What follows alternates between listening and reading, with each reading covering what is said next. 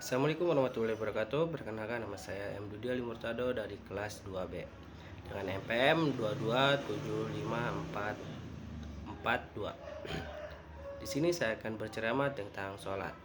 Terima kasih, selamat menyaksikan. Assalamualaikum warahmatullahi wabarakatuh. Pertama-tama marilah kita panjatkan puji syukur kepada Allah Subhanahu wa Ta'ala yang telah melimpahkan rahmat serta hidayatnya, sehingga kita semua selalu sehat dan dalam lindungannya.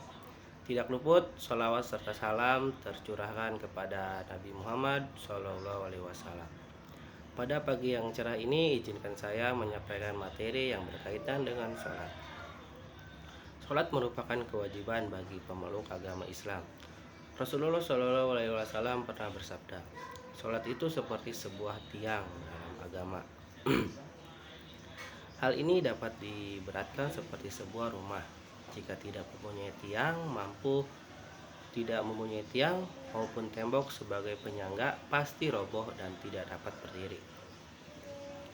Mengingat betapa pentingnya sholat, maka orang yang sedang sakit pun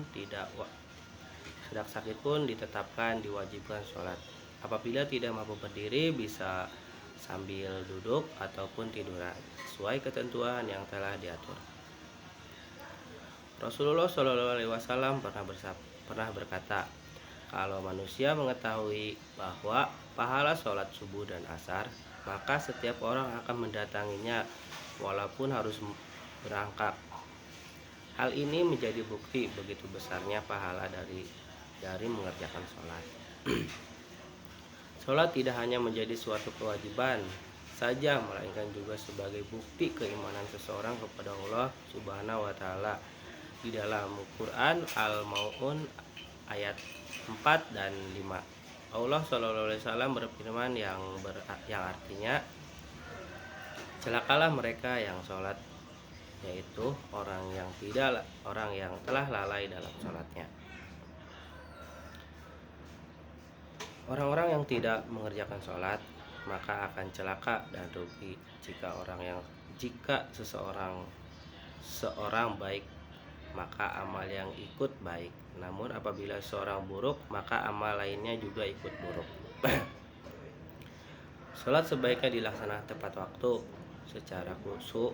Saat kumandang azan terdengar, bersegeralah datang ke masjid.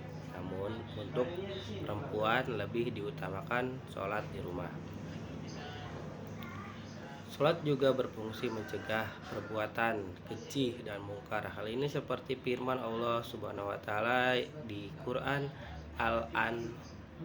Al-Ankabut. Dengan demikian, seorang tidak akan melakukan perbuatan dosa seperti mencuri, berzina, melakukan tindakan kekerasan, dan lain-lain. Berikut ini ketahuilah ada beberapa rukun Islam yang meliputi mengucapkan 2 kalimat syahadat, mendirikan sholat, menunaikan puasa, berzakat, pergi haji bila mampu.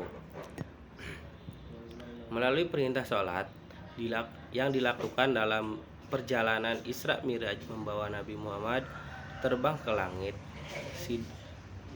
untuk mendapatkan perintah sholat bersifatnya memproses dan berkelanjutan, di mana pada awalnya adalah 50 waktu sehari semalam, kemudian terus disederhanakan menjadi 5 waktu. Dengan melaksanakan yang sudah disesuaikan, ini menjadi kewajiban yang dilaksanakan sebagai rukun Islam dan berat hukumnya bagi seseorang yang telah meninggalkan sholat dan seluruh amalan yang baik Nabi tersebut, yang artinya, ketahuilah bahwa sebaik-baiknya amalan adalah sholat. H.R. Ahmad. Sholat bukan hanya sekedar ibadah wajib, melainkan juga salah satu syariah yang membedakan antara umat Islam dan kaum kafir. Adapun hadis tersebut yang artinya antara seorang dengan kaum kafir dan musyrik adalah meninggalkan sholat. HR Muslim, Ahmad, dan lain-lain.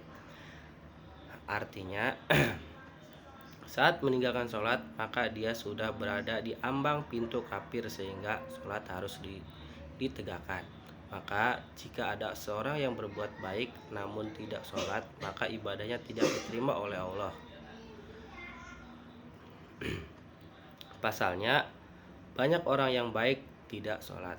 Untuk itu sebaiknya kita menjalankan ibadah sholat 5 waktu dengan baik, sehingga amal kita sepenuhnya diterima oleh Allah.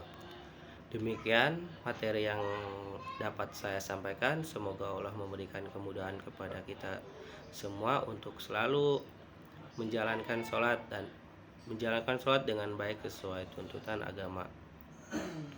agama. Amin ya robbal alamin. Assalamualaikum warahmatullahi wabarakatuh.